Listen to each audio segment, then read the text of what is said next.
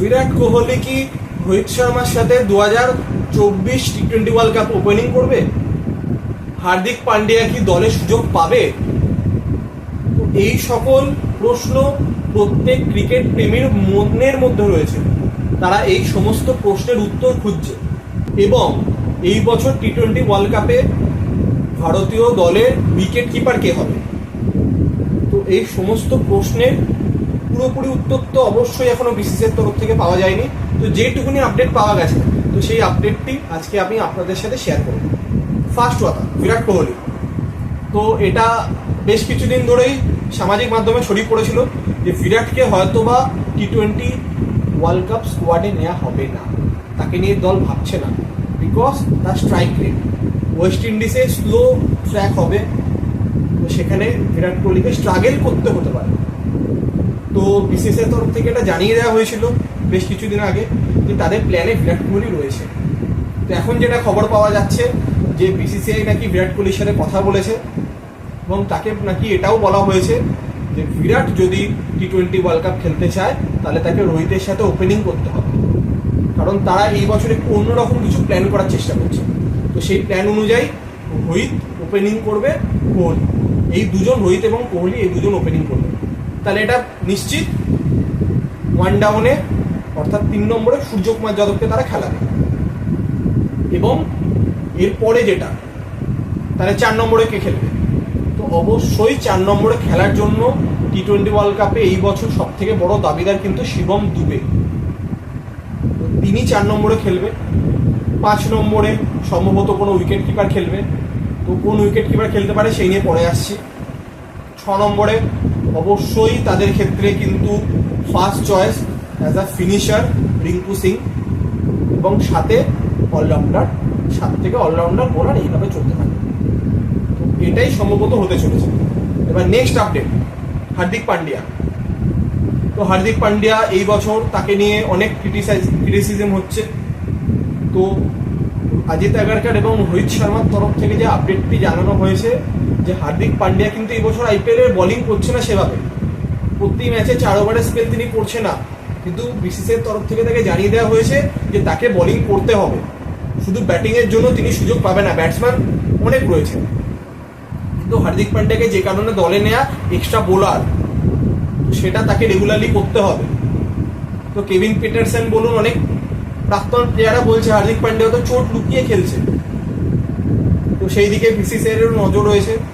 তো বিসিসিআইয়ের তরফ থেকে খুব ভালো সিদ্ধান্ত যে সবার উপরে খেলা, তার উপরে কিছু নেই, ক্রিকেট আগে, তারপর হার্দিক পান্ডিয়া, রোহিত শর্মা, বিরাট কোহলি সবাই তার আন্ডারে পড়ে, কিন্তু সবার উপরে কিন্তু ক্রিকেট, সবার উপরে কিন্তু দেশ। তো দেশের কথা মাথায় রেখে হার্দিক পান্ডিয়াকে এই অপশনটি দেওয়া হয়েছে। না হলে নাকি তাকে হয়তো দলে নাও নেওয়া হতে পারে, কিন্তু সম্ভবত হার্দিক পান্ডিয়া আমেরিকা যাবে, তাকে ভারতীয় দলের কোথাও গিয়ে দরকার, তার সার্ভিস ভারতীয় দলের দরকার। তো আমরা আশা করবো হার্দিক পান্ডিয়া হয়তো এর পরের ম্যাচ থেকে রেগুলারলি বোলিং করবে। এবার নেক্সট, উইকেট কিপার। তো সিলেক্টরদের যা চিন্তা ভাবনা যা ছিল, জিতেশ শর্মা, কিন্তু তিনি আইপিএলে সেরকম কোনো পারফরমেন্স দিতে পারেনি।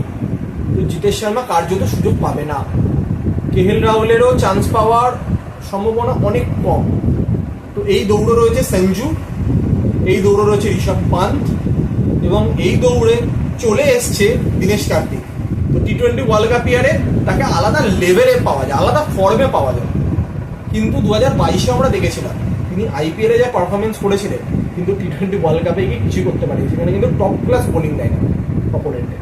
সেই জায়গাতে টিকেকে নিয়ে কি বিসিসিআই ভাববে না, তারা ঋষভ পান্তকে নিয়ে ভাববে না সঞ্জু যে ভালো পারফরমেন্স করছে তাকে নিয়ে ভাববে? তো এই উত্তর আমরা বেশ কিছুদিনের মধ্যেই পেয়ে যাব।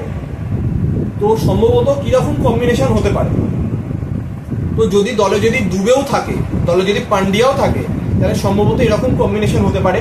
ওপেনিংয়ে Rohit, Kohli, 1 down Suryakumar, 2nd down Shivam Dube, 3rd down wicket keeper, 4th down Rinku, 5th down Pandya, 6th down Jadeja, 7th down সম্ভবত কুলদীপ, এবং 8 নম্বরে তো বুমরা, এবং 9th ডাউন অর্থাৎ 11 নম্বর হিসেবে কোনো একজন ফাস্ট বোলার। সম্ভবত সেটা আর্শদীপ সিং হতে চলেছে। মোহাম্মদ সিরাজের চান্স অনেকটাই কম, তিনি টি-20 বোলার নন, তিনি টি-20 ক্রিকেটে কিছুই করতে পারেনি সেরকম। তো এরকম একটা কম্বিনেশন হতে পারে। তো ফাইনালি কি হবে? যশস্বী জয়সওয়াল, শুভমান গিল এরা কিন্তু ফর্মে নেই, এরা খেলতে পারছে না, এরা কি দলে সুযোগ পাবে? বা উইকেট কিপার হিসেবে কি দীনেশ কার্তিক সুযোগ পাবে? শিবম দুবেকে কি জায়গা দেওয়া হবে? হার্দিক পান্ডিয়া কি দলে আদৌ সুযোগ পাবে? তো কি কম্বিনেশন হবে, কি দল গঠন হবে, সেই সব নিয়ে আপাতত আর কোনো আপডেট নেই। তো এই ছিল ফাইনাল আপডেট। এর পরবর্তী আপডেট যা বিসিসিআইয়ের তরফ থেকে জানানো হবে অতি অবশ্যই আপনাদের সাথে শেয়ার করব। তো এই যে সিদ্ধান্ত যেটা বিসিসিআইয়ের তরফ থেকে নেওয়া হয়েছে, তো এই নিয়ে আপনাদের কি মতামত তা অতি অবশ্যই কমেন্ট করে জানাবেন। তো আজকের মতো এতটাই, আবার দেখা হচ্ছে পরের ভিডিওতে।